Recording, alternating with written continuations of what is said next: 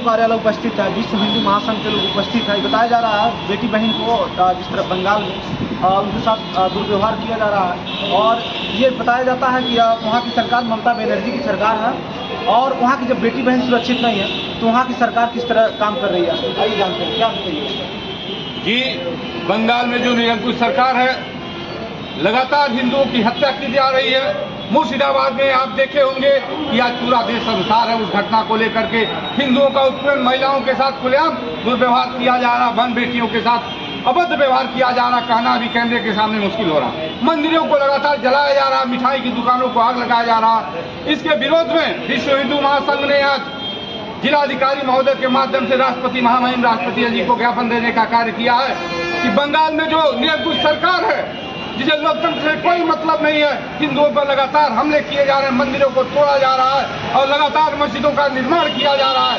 ऐसी निकम्मी सरकार को वहाँ की सरकार जो है तमाम की महिलाएं हैं वहाँ की, जब वहाँ की महिलाएं नहीं सुरक्षित है, क्या वो लगता है वहाँ की सरकार सुरक्षित? निश्चित रूप से वो महिला के रूप में मातृशक्ति हमारी जो कि माँ शक्ति है, माँ दुर्गा, माँ लक्ष्मी और माँ शक्ति, लेकिन माँ शक्ति के रूप में जिस तरह एक पूतना राक्षसी थी, भेष बदल के आ गई थी, उसी तरह माँ शक्ति के रूप में एक पूतना ममता बनर्जी के रूप में आई है, जो हिंदू के रूप में बल्कि महिला के नाम पे लाभ लेने का प्रयास कर रहे हैं। लेकिन महिलाओं ने उनको पहचान लिया है कि ये मातृ शक्ति नहीं है, ये पूतना रूपी राक्षसी है। तो इसलिए हम लोग मांग करने आए हैं जिला महामहिम राष्ट्रपति जो है कि अविलंब ऐसी निरंकुश सरकार को बर्खास्त करें और ममता बनर्जी को बर्खास्त कर उनको जेल में भेजने का कार्य करें और मंदिरों की रक्षा करें। और ये तभी होगा जब निरंकुश सरकार को महामहिम राष्ट्रपति जी बर्खास्त करेंगी, तभी वहाँ के हिंदू सुरक्षित है। पूरे देश में हिंदू राष्ट्र बनाने का घोषणा हो रहा है, जब हिंदू ही नहीं सुरक्षित है उस देश में, उस राज्य में। जी, आपका प्रश्न इसीलिए हम लोग आए हैं कि जो हिंदू रूप में बहुरूपीय घुस गए हैं, उन बहुरूपियों को पहचान करके उनको बाहर करने का प्रथम कार्य है। उसी रूप में प्रथम ममता बनर्जी है, जो पूतनी रूपी राक्षसी, जो आप ममता बनर्जी के रूप में आई है।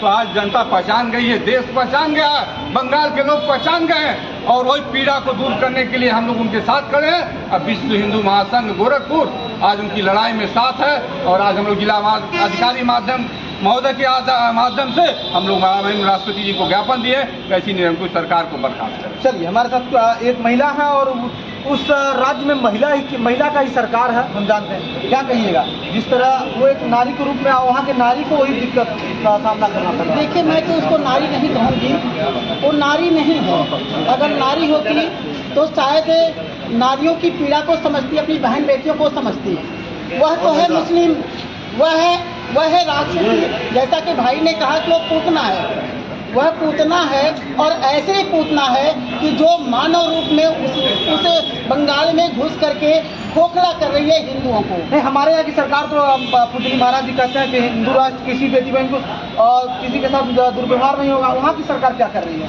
यहाँ की सरकार, हमारे पूज्य महाराज जी 9 साल की कन्याओं को पूजते हैं, और वहाँ 9 साल की कन्याओं को खींच करके उनके साथ सामूहिक बलात्कार होती है। क्या ऐसी महिला को बताया जाए?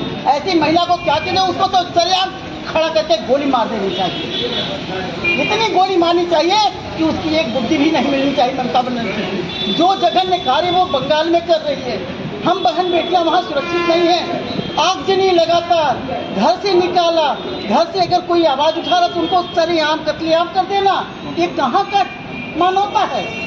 ऐसी बहन को, ममता बनर्जी जी को आजीवन या तो कारावास दे दिया जाए, और या तो उनको फांसी के फंदे पे चढ़ा दिया जाए।